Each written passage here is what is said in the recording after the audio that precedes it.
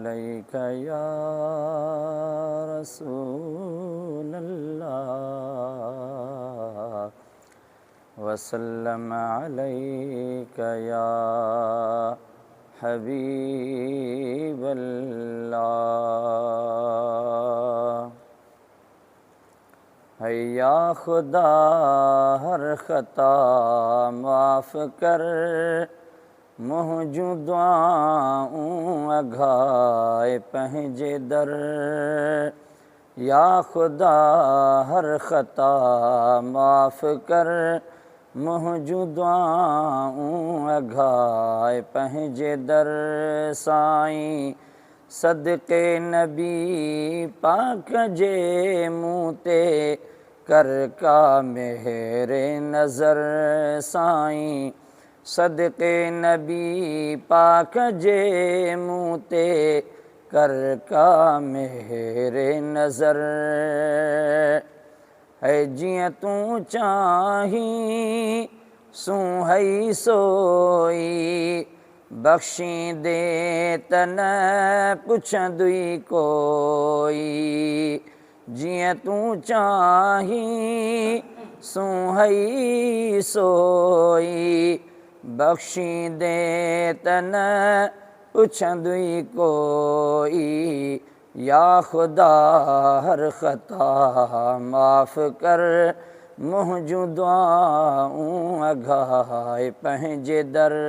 साईं सदक़े नबी पाक जे मुँह ते कर का मेरे नज़र। है बख्श रसूलुल्लाह जे सदक़े, ऐं हज बैतुल्लाह जे सदक़े। बख्श रसूलुल्लाह जे सदक़े, ऐं हज बैतुल्लाह जे सदक़े। या खुदा हर ख़ता माफ़ कर, मुझू दुआऊं अघाए पंहिंजे दर। साईं सदक़े नबी पाक जे मुँह ते कर का मेरे नज़र। ऐ गुज़री हयाती दुखनि ग़मनि में, ग़ुलाम नबीअ जी ग़लति कमनि में। गुज़री हयाती दुखनि ग़मनि में, ग़ुलाम नबीअ जी ग़लति कमनि में। या खुदा हर ख़ता माफ़ कर, मुझू दुआऊं अघाए पंहिंजे दर। साईं सदक़े नबी पाक जे मुँह ते कर का मेरे नज़र। करीम मुस्तफ़ा करीम सल्लल्लाहु अलैहि वसल्लम जी समूरी मरहूमा उम्मत, ख़ुसूसन असांजा मरहूमीन अज़ीज़ व अक़ारिब, मुंहिंजा वालिदैन मरहूमैन, ॿिया जेके बि अज़ीज़ जहान छॾे विया ईमान सां तिन जे रूहनि खे बख़्शंदा क़बूल फरमा। या रब करीम पंहिंजे महबूब जे सदक़े असांजे हाल ते रहम फरमा, बाज फरमा, गुनाहनि जी माफ़ी अता फरमा, ईमान जी सलामती अता फरमा। करीम रब हिननि भलारनि सालिहनि बाननि जे सदक़े में असांजा अर्ज़ बाग़हा ईमान ऐं सलामती नसीब फरमा। ईमान सां सलामतीअ सां ख़ात्मो नसीब फरमाइजां। करीम रब पंहिंजे महबूब जे सदक़े में पंहिंजो ऐं पंहिंजे महबूब जो क़ुर्ब ऐं रज़ामंदो नसीब फरमा। या रहमर राहिमीन असांजा ॿई जहान मोचारा फरमाइजां। या रब करीम दुनिया आख़िरत जी ख़्वारीअ खां बचाइजां। मरण महिल कलमो तैयब नसीब फरमाइजां। महबूब करीम जूं क़बर में हशर में ज़ियारतूं शफ़ाअतूं नसीब फरमाइजां।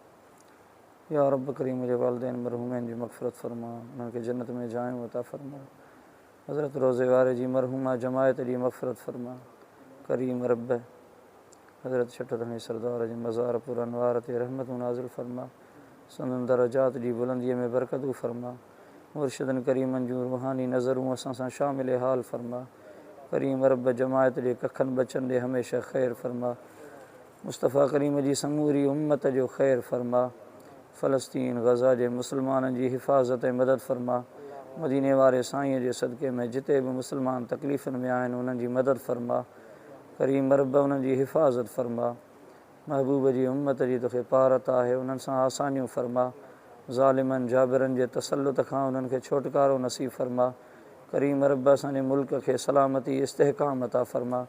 हज़रत रोज़े धणी सरदार जे सदक़े में ॿिया जेके भलारा बाना आहिनि, करीम रब सभिनी भलारनि जे सदक़े में असांजा अर्ज़ क़बूल फ़रमा।